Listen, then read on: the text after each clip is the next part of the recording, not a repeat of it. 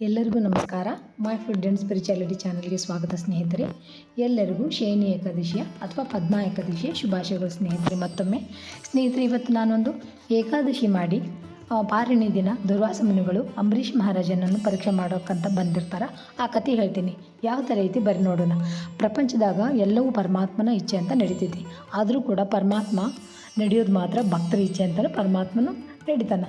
ಸರ್ವಶಕ್ತನಾದರೂ ಕೂಡ ಸರಳ ಭಕ್ತಿಗೆ ಪರಮಾತ್ಮ ವಶನಾಗ್ತಾನೆ. ಭಕ್ತರಿಗೋಸ್ಕರ, ಅವರ ಗೌರವಕ್ಕೋಸ್ಕರ ಏನು ಬೇಕಾದರೂ ಮಾಡ್ತಾನೆ ಅನ್ನೋದಕ್ಕೆ ಒಂದು ಅಂಬರೀಷನ ಕಥೆ ಹೇಳ್ತೀನಿ. ಅಂಬರೀಷ ಸಂಪೂರ್ಣ ಪೃಥ್ವಿನ ರಾಜ ಆಗಿರ್ತಾನೆ. ಈತ ಇಕ್ಷ್ವಾಕು ವಂಶದ ನಾಭಾಗನ ಮಗನಾಗಿರ್ತಾನೆ. ಪರಮವೀರ ಅಕ್ಷಯ ಸಂಪತ್ತಿನ ಒಡೆಯನಾಗಿರ್ತಾನೆ.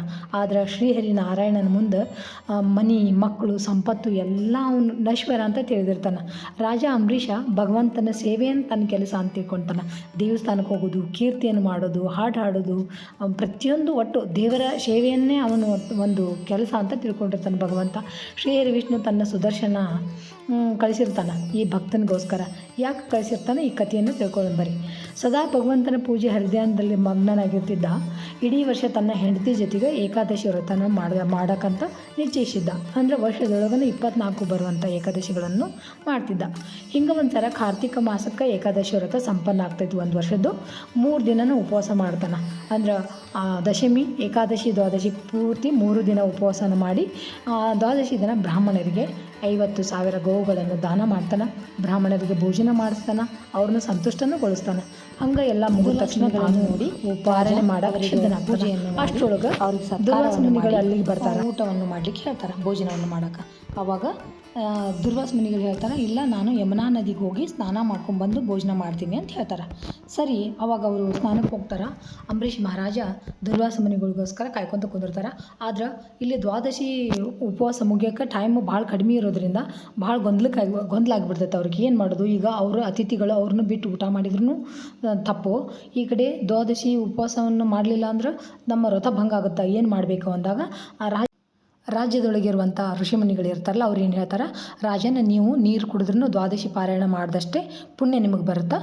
ನಿಮಗೆ ಸಮಯ ಕಡಿಮೆ ಇರೋದ್ರಿಂದ ನೀವು ದ್ವಾದಶಿಯನ್ನು ಪೂರ್ತಿ ಮಾಡಿರಿ ಅಂತ ಹೇಳಿ ನೀರು ಕುಡಿಸ್ಬಿಡ್ತಾರೆ.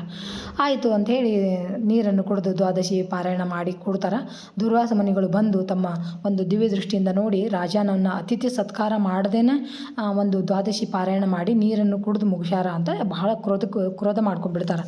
ಕ್ರೋಧ ಮಾಡಿಕೊಂಡು ರಾಜ ಹೇಳ್ತಾರೆ, ನೀನು ಅತಿಥಿಗಳಿಗೆ ಊಟವನ್ನು ಮಾಡಿಸದೆ, ಭೋಜನವನ್ನು ಮಾಡಿಸದ, ಅತಿಥಿ ಸತ್ಕಾರ ಮಾಡ್ದೆ ನೀನು ರಾಜಭ್ರಷ್ಟನಾದಿ ಅಂತ ಹೇಳಿ ಸಿಟ್ಟು ಮಾಡ್ಕೊತಾರೆ. ಆಮೇಲೆ ತಮ್ಮ ಜಡಿನ ಕಿತ್ತು ಅದರಿಂದ ಕಾಲಜ್ಞ ಸಮಾನನಾದ ಕೃತ್ಯನನ್ನು ಸೃಷ್ಟಿ ಮಾಡಿ ಕೃತ್ಯನನ್ನು ಅಂಬರೀಷನಿಗೆ ಸಂಹಾರ ಮಾಡೋಕೆ ಆತನ ಬಳಿ ಬಿಡ್ತಾರೆ. ಆದ್ರೆ ಒಂದು ಸ್ವಲ್ಪನೂ ವಿಚಲಿತ ಆಗಲ್ಲ ಮಹಾರಾಜ. ಯಾಕಂದ್ರೆ ಅವರು ಭಗವಂತನ ಭಕ್ತನಾಗಿರ್ತಾರೆ. ಆಮೇಲೆ ಸರಳ ಜೀವನ ಇರ್ತೈತೆ ಅವ್ರದ್ದು. ಹಾಗಾಗಿ ಅವರು ಒಟ್ಟು ವಿಚಲಿತ ಆಗಲ್ಲ. ಅಂಥ ಭಕ್ತನಿಗೆ ಸಾಕ್ಷಾತ್ ಶ್ರೀಹರಿ ವಿಷ್ಣುವಿನೇ ಒಂದು ಚಕ್ರನ ಬರುತ್ತೆ. ದುರ್ವಾಸ ಮುನಿಗಳನ್ನು ಕೃತ್ಯವನ್ನು ಸಂಹಾರ ಮಾಡುತ್ತಾ ಕ್ಷಣಮಾತ್ರದೊಳಗೆ ಸುಟ್ಟು ದುರ್ವಾಸ ಮುನಿಗಳಿಗೇ ಬೆನ್ನು ಹತ್ತುತ್ತೆ. ಎಲ್ಲಿ ಹೋದರೂ ಬಿಡಲ್ಲ ದುರ್ವಾಸ ಮುನಿಗಳನ್ನು. ದುರ್ವಾಸ ಮುನಿಗಳು ಬ್ರಹ್ಮಲೋಕಕ್ಕೆ ಹೋಗ್ತಾರೆ. ಬ್ರಹ್ಮದೇವನನ್ನು ಪ್ರಾರ್ಥನೆ ಮಾಡ್ತಾರೆ. ಬ್ರಹ್ಮದೇವ, ನನ್ನ ಈ ಸುದರ್ಶನ ಚಕ್ರದಿಂದ ಕಾಪಾಡ್ರಿ ಅಂತ. ಬ್ರಹ್ಮದೇವ, ಇಲ್ಲ ನನ್ನಿಂದ ಇದು ಏನೂ ಮಾಡೋಕ್ಕಾಗಲ್ಲ, ಯಾಕಂದ್ರೆ ಅದು ಶ್ರೀಹರಿ ವಿಷ್ಣುವಿನ ಚಕ್ರವಾದ್ದರಿಂದ ನೀವು ಅವ್ರನ್ನ ಕೇಳ್ರಿ ಅಂತ ಹೇಳ್ತಾರೆ. ಆವಾಗ ದುರ್ವಾಸ ಮುನಿಗಳು ಶಿವನ ಕಡೆ ಹೋಗ್ತಾರೆ. ಶಿವನು ಅಷ್ಟೇ, ಇದು ಶ್ರೀಹರಿ ವಿಷ್ಣುವಿನ ಚಕ್ರ, ನಾನೇನು ಮಾಡೋಕ್ಕಾಗಲ್ಲ ಅಂತಾರೆ.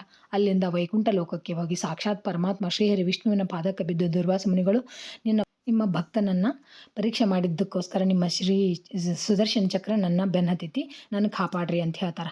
ಆವಾಗ ಶ್ರೀಹರಿ ವಿಷ್ಣು ಹೇಳ್ತಾರೆ, ನಾನು ಭಕ್ತ, ನನ್ನ ಸರಳವಾದ ಭಕ್ತನ ನಾನು ಅಧೀನವಾಗಿರ್ತೀನಿ. ಯಾರು ನನ್ನನ್ನು ಭಕ್ತಿಯಿಂದ ಪೂಜಿಸ್ತಾರ ನಾನು ಅವರ ಅಧೀನ ಇರ್ತೀನಿ. ಹಾಗಾಗಿ ನಾನು ಏನು ಮಾಡೋಕ್ಕಾಗಲ್ಲ. ನೀವು ಹೋಗಿ ಅಂಬರೀಷ್ ಮಹಾರಾಜನ್ನ ಕೇಳ್ಕೊರಿ, ಯಾಕಂದ್ರೆ ಅವರು ಬಹಳ ಸರಳವಾದ ವ್ಯಕ್ತಿ ಅದಾರ, ನಿಮ್ಮನ್ನು ಕ್ಷಮಿಸ್ತಾರ, ಬಹಳ ಒಳ್ಳೆ ವ್ಯಕ್ತಿ ಅದಾರ ಅಂತ ಶ್ರೀಹರಿ ವಿಷ್ಣು ಹೇಳ್ತಾರೆ. ಆವಾಗ ದುರ್ವಾಸ ಮುನಿಗಳು ಅಂಬರೀಷನ ಕಡೆ ಬಂದು ಕ್ಷಮೆ ಕೇಳ್ತಾರೆ. ನಿನ್ನಂಥ ಪರಮ ಭಕ್ತನನ್ನು ನಾನು ಪರೀಕ್ಷೆ ಮಾಡಿದ್ದು ತಪ್ಪಾತು, ನನ್ನ ಕ್ಷಮಿಸ್ರಿ ಅಂತ. ಆವಾಗ ಅಂಬರೀಷ್ ಮಹಾರಾಜ ಶ್ರೀಚಕ್ರಕ್ಕೆ ತಮ್ಮ ಒಂದು ಸ್ಮೃತಿಯಿಂದ, ಒಂದು ಸ್ತೋತ್ರದಿಂದ ಅವ್ರನ್ನ ಧ್ಯಾನ ಮಾಡಿ ಅವ್ರನ್ನ ವಾಪಸ್ ಕಳಿಸ್ತಾರೆ.